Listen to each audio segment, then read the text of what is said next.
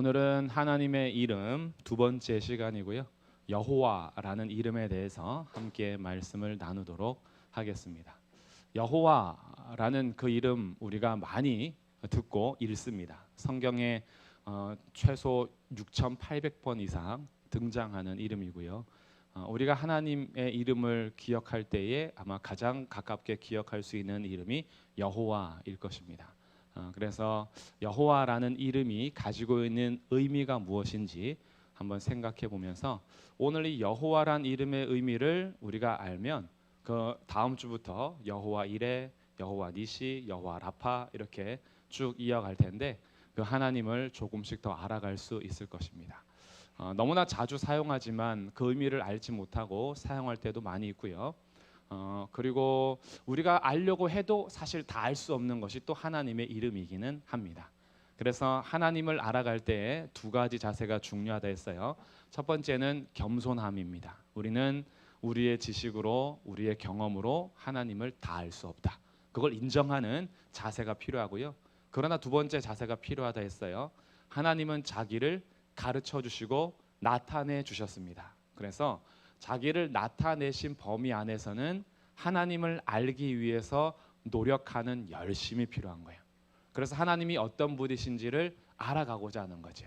우리가 서로 교제할 때에도 그 사람을 알고 싶으면 그 사람과 더 만나고 더 이야기하고 그렇게 하면서 그 사람과의 관계가 더 친해지는 것처럼 하나님도 자신을 알려주신 범위 안에서 하나님을 열심히 알도록 우리에게 허락하셨으니 우리는 그 범위 안에서 하나님을 알아가는 겁니다.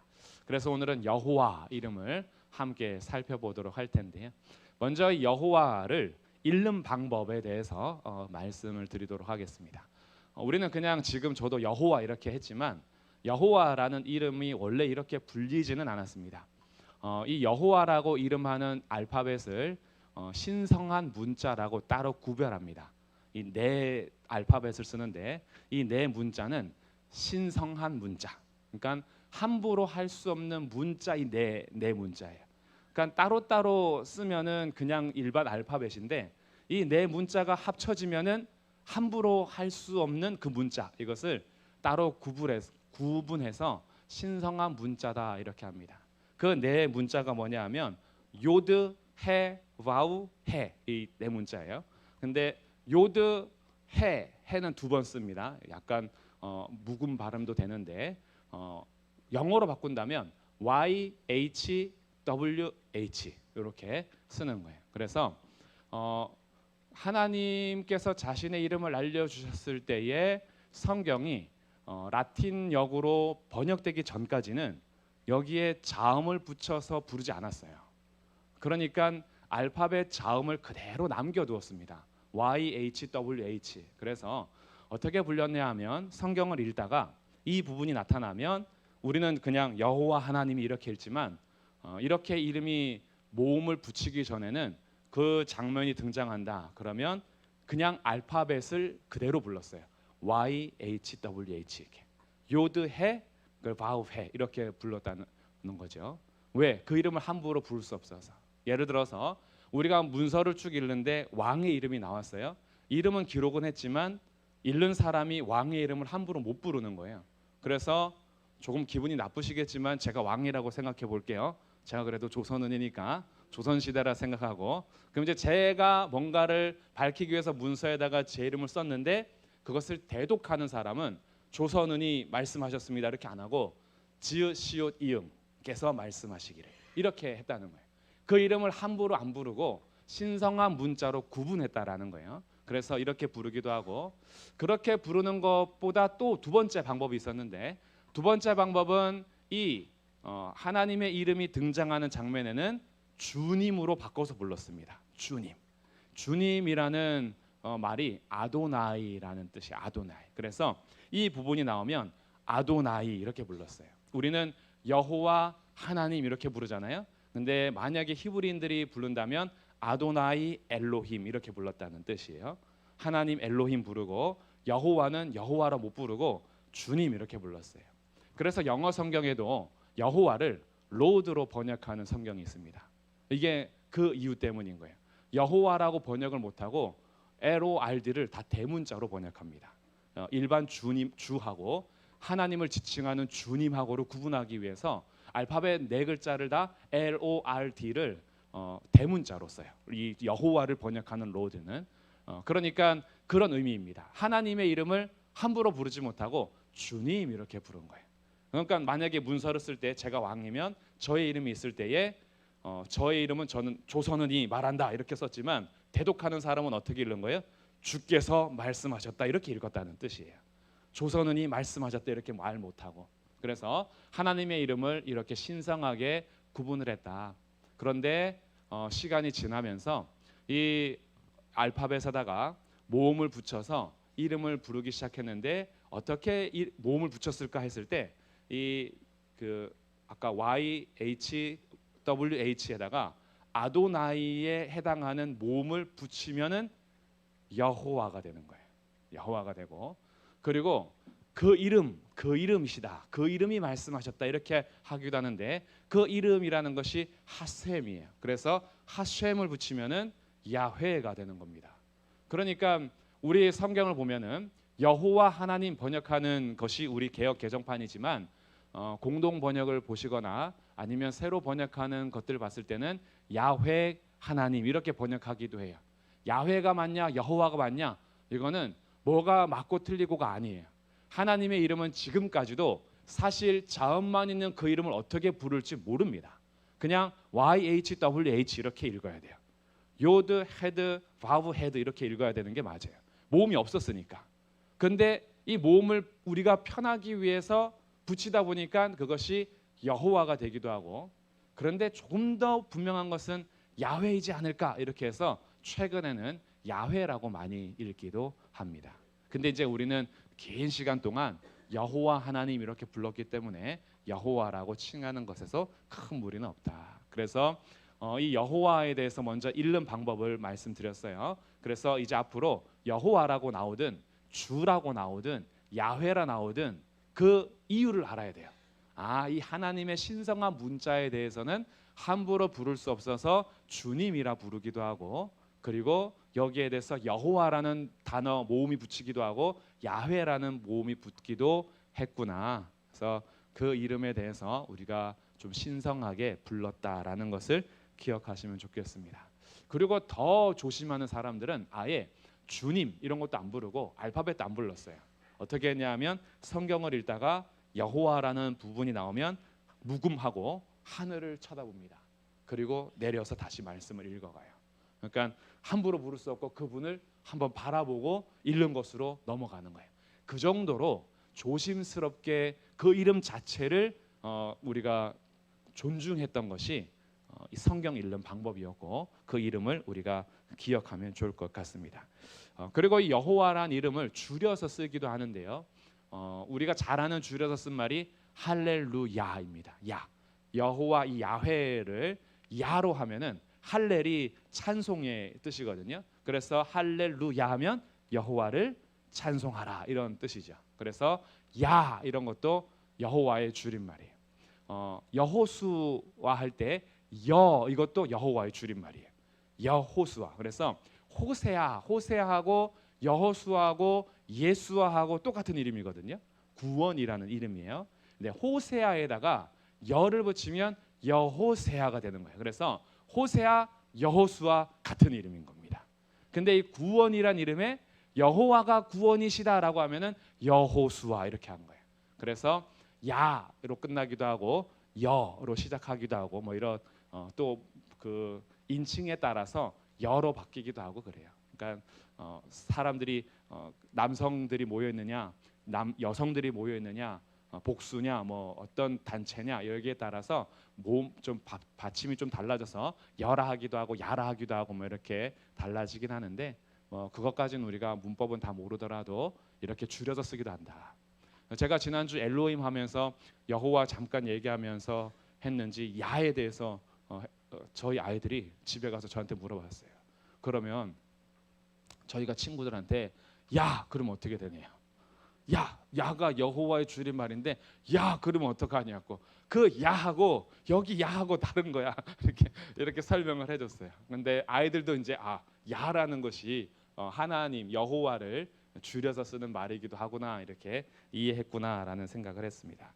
그러면 이제 읽는 방법은 이렇게 했다면 그러면 이 여호와라는 이름이 가지고 있는 의미를 살펴보는 것이 중요하겠죠.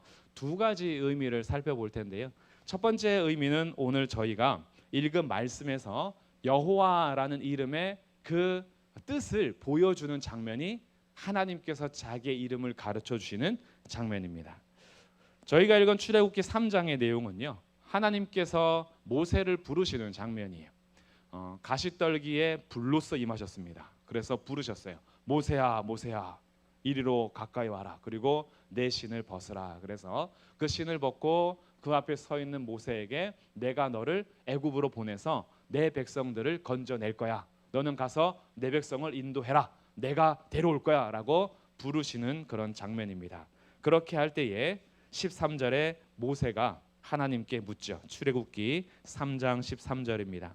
이스라엘 자손에게 가서 이르기를 너희의 조상의 하나님이 나를 너희에게 보내셨다 하면 그들이 내게 묻기를 그의 이름이 무엇이냐라고 할 텐데 제가 그들에게 누구라고 말해야겠습니까? 라고 하니 하나님께서 모세에게 14절 이렇게 가르쳐 주십니다. 나는 스스로 있는 자이니라 이렇게 가르쳐 주세요.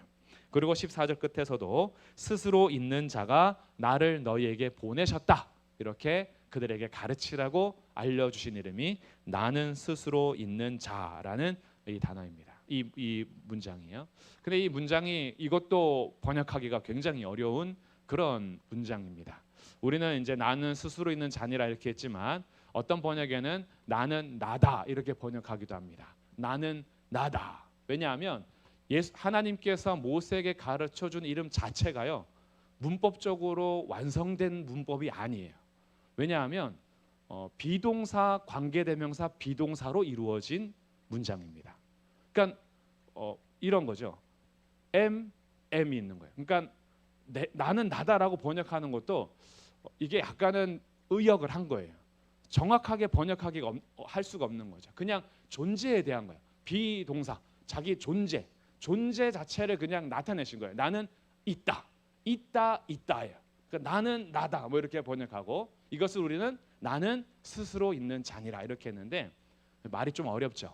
이것을 신약 성경에서는 어떻게 번역했느냐 이것을 알면은 의미를 조금 더 이해할 수 있을 겁니다. 나는 스스로 있는 자니라라는 이 문장을 헬라어에서 이렇게 번역합니다. 요한계시록 1장 한번 가볼게요. 요한계시록 1장.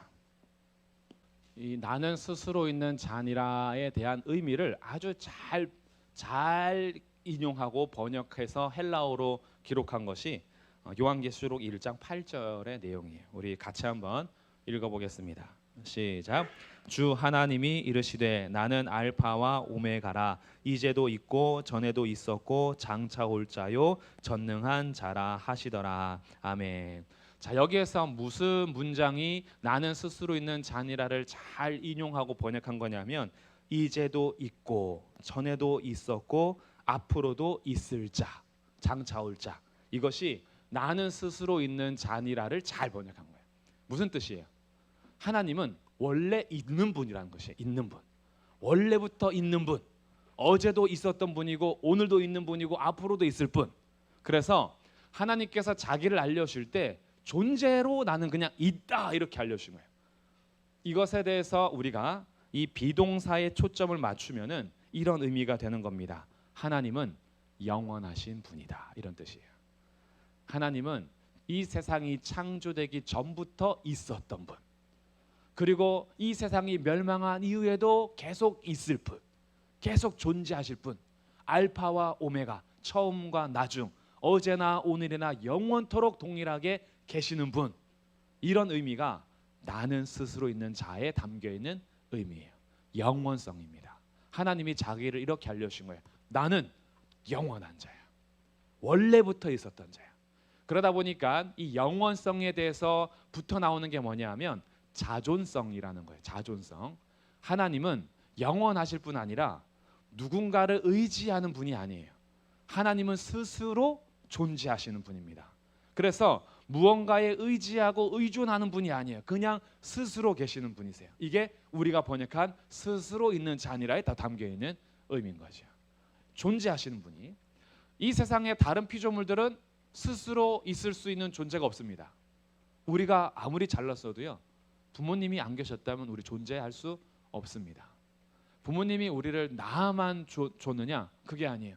생명을 이어가고 호흡할 수 있도록 젖을 먹여주고 밤새 돌봐줬어요. 진자리 마른 자리 이렇게 갈아 뉘시고, 우리를 그렇게 아플 때 열날 때 데려가시고, 그리고 울고 불고 할 때 먹여주시고.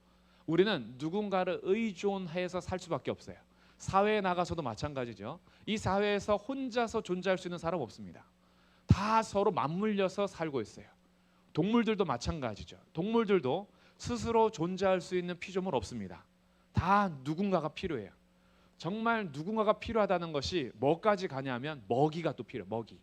먹이가 없으면 죽습니다. 그 먹이가 있으려면 나한테 먹히는 무언가가 있어야 돼요.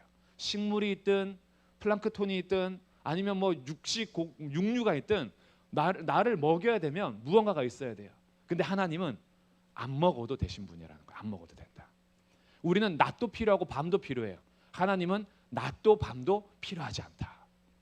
우리는 분명히 쉼이 필요해요. 그래서 밤에는 쉬고 어느 정도 휴식이 필요해요. 하나님은 그런 것도 필요 없으시다. 이런 거예요. 이게 자존성입니다. 하나님은 배고프지 않으시고요, 졸리지 않으세요. 하나님은 무언가에 의존하시는 분이 아니다라는 거예요. 이것이 나는 나다라고 선언하는 이 문장에 담겨 있는 의미입니다. 그래서 하나님은요, 자기를 이렇게 알려주신 거예요. 이 장면을 구약의 모세를 부를 때부터도 보여주시는데, 자, 가시떨기에 불이 붙었어요. 근데 나무가 타요, 안 타요? 안 타요. 나무가 안 타요. 모세가 그게 신기해서 보러 갔던 거예요. 분명히 나무에 불이 붙었는데 이 불이 옮겨가지도 않고 나무가 재가 되지도 않는 거예요. 이 광경이 너무 신기해서 양치다가 야, 나 이거 보러 갈래 하고 보러 갔다가 하나님 만나는 장면이거든요. 여기에서도 알 수 있는 게 뭐냐 하면 하나님은 이 땅 가운데 임재하실 때 재료가 필요 없어요. 뭔가 내가 불로써 임하려면은 불이 나타나야 되는 산소도 있어야 되고 그 불이 계속 존재해야 되는 재료가 있어야 되잖아요. 나무 필요 없어요. 산소 필요 없어요. 하나님이 불로써 임할 때에 무언가를 의존해서 나타나지 않습니다. 그냥 하늘에서 존재하시는 분이 아무것도 필요 없이 불로써 존재하실 수 있는 분, 이게 하나님이신 거예요. 그러다 보니까 이 하나님에 대해서 나는 스스로 있는 자니라, 여기에 영원하신 분, 어제도 오늘도 영원토록 계시는 분, 그리고 자존하시는 분, 스스로 존재하시지 무언가를 의존하지 않으세요. 그러다 보니까 여기에 담고 있는 결정적인 의미는 하나님이 온 세상을 통치하시는 주권자시다라는 의미가 담겨 있는 겁니다. 하나님의 주권이 이 세상에게 의존하지 않고 독립적으로 발휘되는 그런 하나님의 능력인 거예요. 그래서 그 능력은 모세를 부를 때 어떻게 보여주냐면 지팡이를 던져봐라. 지팡이 던졌더니 뭐가 되죠? 뱀이 됩니다. 뱀 꼬리를 잡아봐라. 뱀 꼬리를 잡았더니 다시 지팡이가 됩니다. 이게 뭐예요? 나무가 뱀이 됐다가 뱀이 지팡이 됐다가 존재가 완전히 바뀌는 거죠. 너의 손을 품에 넣어봐라. 넣었다가 빼보니까 온 나병이 들어서 하얗게 됐어요. 다시 넣었다 빼봐라 했더니 어린아이 설처럼 깨끗해졌어요. 하나님이 이런 분이에요. 너의 지팡이를 물에다 대봐라 했더니 날강이 되니까 피가 됩니다. 하나님은 물을 피로 바꿀 수 있는 분, 이것을 보여주신 거예요. 나는 스스로 있는 자니라. 이 땅의 모든 존재 내가 의존하지 않고, 이 땅의 모든 존재 나를 의존하지 않으면 살 수 없다. 내가 지팡이도 뱀으로 바꿀 수 있고 물도 피로 바꿀 수 있고, 나는 이 세상에 있는 모든 피조물을 내 말 한마디로 바꿀 수 있는 분, 그분이 나는 스스로 있는 자니라. 근데 그분이 장난꾸러기가 아니신 거예요. 막 바꾸지 않는 거예요. 하나님의 그 주권이 이 땅을 심심해서 실험을 하거나 자기의 감정에 따라서 우리를 막 놀리거나 우리를 함부로 하시는 분이 아니라, 그 주권을 가지고 두 번째 나타내시는 이름이 3장 출애굽기 3장의 문맥상에서 나타나는 의미입니다. 이게 두 번째 의미예요. 자, 그러면 첫 번째 의미는 비동사를 강조했을 때 존재에 대해서 영원성, 자존성, 주권에 대해서 봤다면, 두 번째 여호와라는 이름의 의미는 다시 우리 본문으로 왔을 때요, 출애굽기 3장의 문맥에서 보여주시는 의미가 있어요. 이 문맥 가운데에 무엇을 보여주시냐 하면 문맥은 이런 겁니다. 12절에서 하나님이 이렇게 말씀하십니다. 내가 반드시 너와 함께 있을 것이다. 여기에서 내가 있다 이 말이 뒤에서 나는 스스로 있는 자니라의 의미인 거예요. 나는 있다. 이 나는 있다요. 이게 나는 있다 이런 뜻인데 하나님께서 문맥상으로 뭐라고 했냐면 어떻게 있냐면 내가 너와 함께 있다 이렇게 말씀하신 거예요. 영원히 존재하시는 분이 이 세상을 마음대로 통치하실 수 있는 분이 아무도 의지하지 않고 스스로 존재할 수 있는 분이 너와 함께 하겠다. 이것이 문맥상에서 나타나는 여호와란 이름의 의미예요. 내가 너와 함께 하겠다. 그래서 이렇게 말씀하십니다. 15절에 하나님이 또 모세에게 이르시되 너는 이스라엘 자손에게 이같이 이르기를 너희 조상의 하나님 여호와 곧 아브라함의 하나님 이삭의 하나님 야곱의 하나님께서 나를 너희에게 보내셨다 하라. 이는 나의 영원한 이름이요 대대로 기억할 나의 칭원이라. 하나님께서 아브라함의 하나님, 이삭의 하나님, 야곱의 하나님으로 자기를 알려주시면서 이것이 내 칭호야. 16절 너는 가서 이스라엘의 장로들을 모으고 그들에게 이르기를 여호와 너희 조상의 하나님 곧 아브라함과 이삭과 야곱의 하나님이 이렇게 여호와가 어떻게 해요? 문맥상으로 아브라함과 이삭과 야곱의 하나님으로 여호와의 이름을 설명해 주시는 거예요. 그러니까 앞에서 비동사의 강조점을 뒀을 때는 하나님의 구별되심이었어요. 영원하시고 자존하시며 주권을 가지고 계신 분인데 그 하나님이 그냥 멀리서 계신 분이 아니라 내가 너와 함께 할 거야. 그래서 나는 아브라함의 하나님, 이삭의 하나님, 야곱의 하나님으로서 너와 신실한 언약 관계를 맺는 그 여호와야. 이렇게 가르쳐 주시는 거예요. 이것을 조금 더 분명하게 설명하는 장면이 출애굽기 6장의 내용입니다. 자, 한번 출애굽기 6장 조금만 뒤에 넘기시면요. 출애굽기 6장 2절부터 6절인데 뭐 5절까지만 한번 봐도요. 이 설명을 계속하는 겁니다. 2절 하나님이 모세에게 말씀하여 이르시되 나는 여호와이니라. 내가 아브라함과 이삭과 야곱에게 전능의 하나님으로는 나타났으나 하나님께서 전능자로서 엘샤다이거든요. 이게 지난주에 엘로임 할 때 엘에다가 전능하다 할 때 샤다인데 내가 엘샤다이로는 나타났으나 나의 이름을 여호와로는 그들에게 알리지 않았는데 이제 내가 너희에게 여호와가 곧 이 아브라함과 이삭과 야곱의 하나님이다라고 알려주면서 무엇을 얘기하냐 하면 5절에 내가 나의 언약을 기억한다 이렇게 얘기해요. 여호와는 어떤 문맥상에서 어떤 의미를 갖냐 하면 언약을 지키시는 신실하신 하나님으로 자기의 이름을 가르쳐 주셨다라는 거예요. 그래서 하나님이 영원하시고 스스로 존재하시고 아무도 의존하지 않으시고 마음대로 행할 수 있는 능력의 주권자이심에도 불구하고 하나님께서는 우리와 언약 관계를 맺으셔서 우리와의 약속을 신실하게 지켜가시는 변치 않으시는 분. 이 땅에서 사람들이 신화를 만들어낼 때는요, 신의 모습들이 다 인간과 같아가지고 질투도 하고 삐지기도 하고 자기한테 잘 못해주면 화도 내고 막 이래가지고 약간 인간화했어요. 그래서 이 신하고 사람하고 뭔가 차이가 없는 것처럼 차이가 있다면 신은 인간과 비슷한데 능력이 더 많은 거 이렇게 했는데 하나님은 인간과 전혀 다른 분이시지만 근데 그 하나님이 이 땅 가운데 어떻게 일하시냐 하면 자기 감정 기복에 따라서 일하지 않고 환경의 영향을 받아서 일하지 않고 언약을 기억하여서 약속대로 일하시는 분이시다.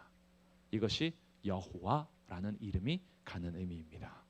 그러니까 이 이름을 성경에서 처음 등장하는 때가 언제냐 하면 이제 이런 의미를 가지고 창세기 2장으로 가보는 거예요. 창세기 2장에서 여호와란 이름이 처음으로 등장합니다. 어떤 장면에서 여호와란 이름을 기록할까? 지난주에 엘로힘에 대해서 창조기사 1장, 2장 3절까지 34절 안에 엘로힘을 35번 쓴다 했어요. 엘로힘으로만 나타나셨던 하나님이 창세기 2장 4절에서 드디어 엘로힘과 더불어서 4절 이것이 천지가 창조될 때에 하늘과 땅의 내력이니 여호와 하나님이 이렇게 나오죠. 여호와가 여기에서 처음으로 기록이 됩니다. 그런데 여호와란 이름을 등장하는 2장 4절부터의 내용은 무슨 내용이냐 하면 사람을 창조하시는 내용을 조금 더 자세히 기록하는 장면이에요. 1장에서는 사람을 만드는 장면을 간단하게 했어요. 하나님의 형상을 따라서 남자와 여자로 창조했다. 그래서 너에게 복을 주었다 이렇게 했는데 2장 4절부터는 이 사람 창조를 조금 더 구체적으로 합니다. 아직 땅에는 뭐 이렇게 안개만 땅에 올라 지면을 적시고 있는데 7절 여호와 하나님이 땅의 흙으로 사람을 지으시고 생기를 그 코에 불어 넣으셨으니 사람이 생명이 되었다. 여호와 하나님이 그들을 에덴의 동산 창설하신 다음에 거기에 두셨다. 여호와 하나님이 그들에게 언약을 맺으십니다. 동산 나무에 있는 선악을 알게 하는 나무 실과는 먹지 마. 나머지는 다 먹어도 돼. 이런 내용이 17절까지 이어지는 거예요. 그러니까 여호와 하나님이 등장해서 사람을 창조하시고 사람과 언약을 맺으시는 그 관계로서 등장하는 이름이 여호와였던 거예요. 여호와. 스스로 계시고 영원하신 분이 하나님의 형상을 따라 사람을 지으시고 사람과 언약 관계를 맺으셔서 하나님은 그냥 비인격적인 어떠한 물체가 아니라 저 멀리서 떠도는 어떠한 존재가 아니라 사람과 언약을 맺고 인격적인 관계를 맺는 분으로서 여호와 이렇게 등장하셨다라는 거예요. 그리고 그 하나님은 사실은 영원하신 분이고 절대 주권자이시며 그리고 그분은 누구에게도 의존하지 않는 스스로 계시는 분인데 그 놀라운 분이 사람과 관계를 맺으셔서 내가 너와 함께 할 거야 이렇게 이름을 알려주셨다는 거예요. 이게 놀라운 겁니다. 그러니까 우리가 하나님의 이름을 알 때요 어떤 마음으로 사실 그 하나님을 알아야 되느냐 이런 부분들이 굉장히 중요하고 여호와라는 그 이름을 그래서 이 땅에 있는 어떤 것으로도 비교할 수 없고 형상화할 수 없는 거예요. 하나님은 세상에 있는 모든 것과는 완전 다르신 분이기 때문에 세상에 있는 가장 아름다운 것으로도 하나님을 빚어 만들 수 없는 거예요. 그거와 다른 분이거든요. 세상에는 가장 강한 것으로 하나님을 형상화할 수 없는 거예요. 그것과는 존재 자체가 다르신 분이기 때문에 그래서 세상에 가장 아름답고 가장 힘이 세고 가장 놀라운 어떤 물질이 있더라도 그것은 하나님의 형상이 될 수 없어요. 그래서 주님이 우리에게 아무 것으로도 형상화하지 말라고 말씀하시는 거죠.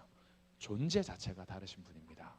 근데 그분이 우리하고 함께 하시는데 시간을 주관하시는 분, 장소를 초월하시는 분, 세상의 모든 것들을 의존하지 않는 분이 내가 너와 함께 할 거야. 내 이름이 바로 스스로 있는 자, 존재하는 자, 너와 함께하는 여호와라고 알려주겠다.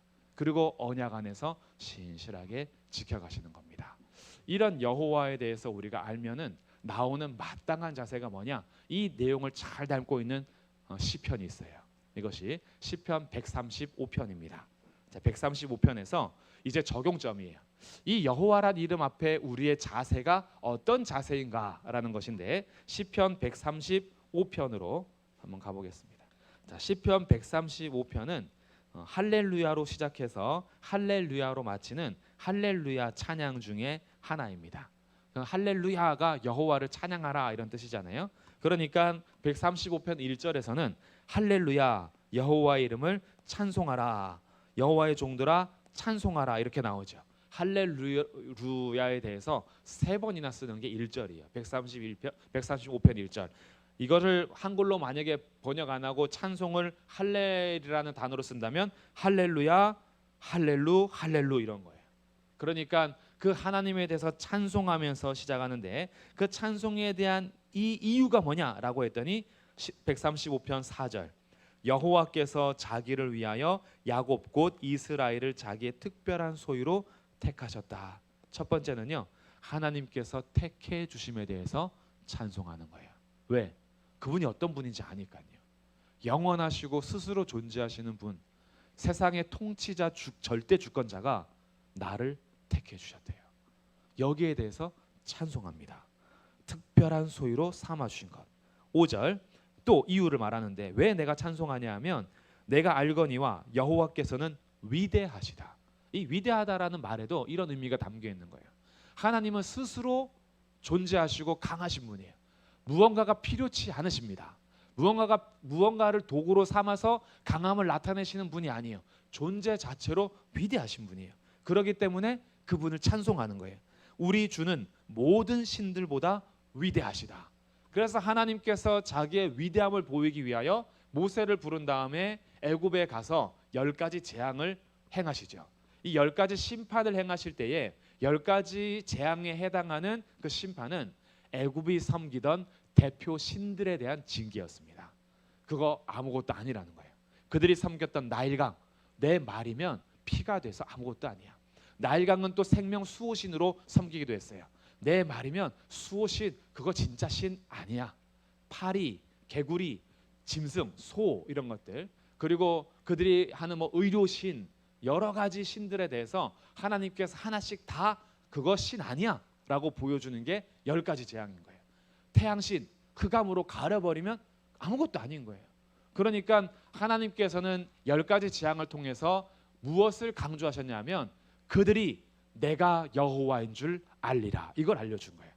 너희가 그동안 섬겼던 신들은 아무것도 아니고 내가 진짜 신이야. 모든 신들은 아무것도 아니다. 그래서 5절에서 여호와께서는 위대하시며 우리 주는 모든 신들보다 위대하시다라고 해서 하나님의 위대하심에 대해서 찬송하는 거예요. 그 위대하신 하나님, 이 세상을 주관하신 하나님이 나를 택해 주셨대요.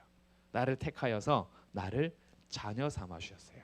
그래서 그 뒤에는 하나님께서 인도하셨던 일에 대한 고백들을 쭉 하는 겁니다. 그러면서 14절, 여호와께서 자기 백성을 판단하시며 그의 종들로 말미암아 위로를 받으시리로다. 하나님께서 심판하시고 그 위로를 행하시는 분인데 우상은 다르다 이거죠. 15절에 우상은 은금이요 사람의 손으로 만든 것이기 때문에 입이 있어도 말하지 못하며 눈이 있어도 보지 못하며 아무것도 아니다. 그러나 하나님은 살아계시고 우리와 인격적으로 만나시는 분이기 때문에 우리를 심판하시기도 하고 우리에게 위로를 행하시는 분이기도 하다.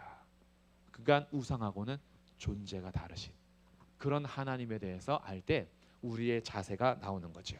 우리의 자세는 첫 번째는 경외하는 것이고 두 번째는 찬송하는 겁니다.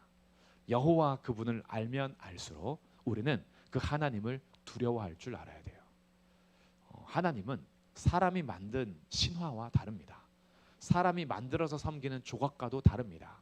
사람들이 그냥 신이라고 섬기는 우상과 다른 분이에요. 하나님은 원래부터 계셨던 분이고 영원히 계실 분이고 위대하신 분이고 스스로 존재하시는 분이고 절대 주권자세요. 주님께는 절대 반지가 필요한 게 아니에요. 절대 반지를 껴서 절대자가 된 것이 아니라 스스로가 절대 주권자이신 거예요. 그래서 그 어떤 것도 필요치 않으신 분이기 때문에 그분을 향하여서 경외심이 필요합니다. 세상의 헛된 것들을 두려워하는 것이 아니라 살아계신 하나님을 두려워하는 거죠. 그런데 두려움만 갖고 있는 것이 아니라 우리를 택하여서 자녀 삼으시고 백성 삼으셔서 우리에게 신실하게 행하시는 하나님을 향하여서 찬송하는 것, 할렐루야라고 찬송하는 거죠. 그것이 우리에게 필요한 자세인 거예요. 그래서 경외심과 찬송이 우리의 마땅한 자세가 됩니다. 이렇게 우리에게 여호와라는 이름을 알려주셨는데 그 하나님이 우리와 관계를 맺으셨다라는 거예요. 사람을 찾아오셔서 자신을 알려주셨고 나타내셨고 내가 멀리서만 영원히 존재하지 않고 반드시 너와 함께 할 거야 라고 하면서 우리 가운데 신실하게 찾아오셨다. 그렇기 때문에 우리들은 이 두 가지를 정리해 본다면 여호와란 이름의 의미, 첫 번째 말했던 거는 주권을 지니신 분으로서 지위가 탁월하시고 우리와 존재적으로 다른 분이다라는 것이 여호와라는 이름의 첫 번째 의미고요.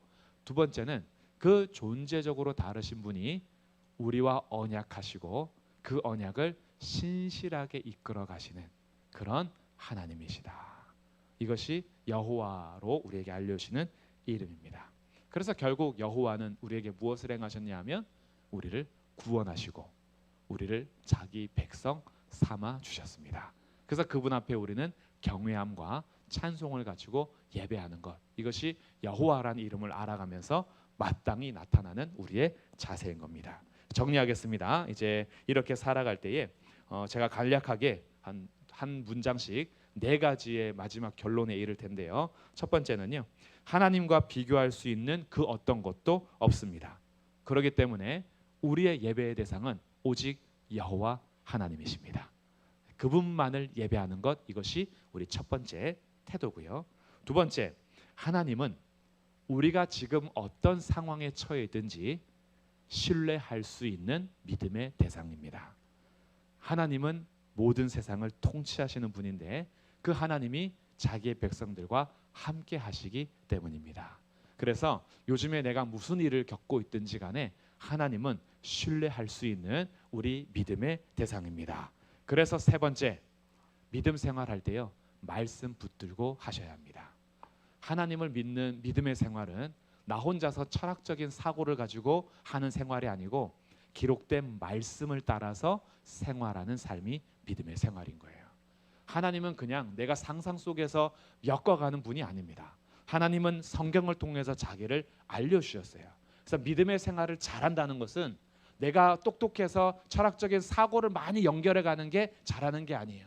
믿음 생활을 잘한다는 것은 기록된 말씀 따라 사는 것, 이게 잘하는 겁니다. 그래서 믿음 생활을 하는 것. 마지막 네 번째, 인격적으로 우리를 만나 주시는 하나님과 더 사랑하는 관계가 되시기를 바랍니다. 하나님은 우리의 사랑을 원하십니다. 주님도 우리를 끝까지 사랑할 거지만 주님도 우리의 사랑의 고백을 기뻐하세요. 주님께 감사합니다. 주님 사랑합니다. 주님 너무 고맙습니다. 주님 도와주세요. 이게 다 사랑의 표현이고 신뢰의 표현이에요. 그것을 주님은 기뻐하십니다. 자기 전에 예설이하고 기도할 때 이런 기도를 합니다. 하나님, 예설이 언어에 맞춰서 하나님 저를 이만큼 사랑해 주셔서 감사합니다. 저도 하나님 이만큼 사랑합니다. 그러면 예설이가 따라해요. 이만큼. 뭐라고 표현하겠어요? 사랑에 대해서 표현할 때. 근데 우리가 이렇게 살면 좋겠어요. 밤에 주무실 때 잠들기 전에 하나님 앞에 사랑 고백을 하는 거 있잖아요. 오늘 하루도 어떻게 지냈는지 참 어려웠는데 지켜주시고 돌봐주신 하나님 사랑합니다. 그 말 한마디 한마디 주님이 기뻐하십니다. 그래서 그런 관계를 하루하루 쌓아가신다면 그것이 여호와라는 이름에 모든 의미를 다 알지 못하더라도 여호와 그분이 다르신 분이다. 나의 예배의 대상은 오직 하나님이시고 내가 그분의 말씀 따라 살 것이고 나는 그분을 사랑하며 살겠다. 이렇게 살아가신다면 여호와 하나님과 깊은 관계를 누리며 살아가는 믿음의 삶이 될 것입니다. 앞으로 우리의 삶이 그렇게 하나님 앞에 서가는 복된 삶이요 행복한 삶 되시기를 주님의 이름으로 축복합니다.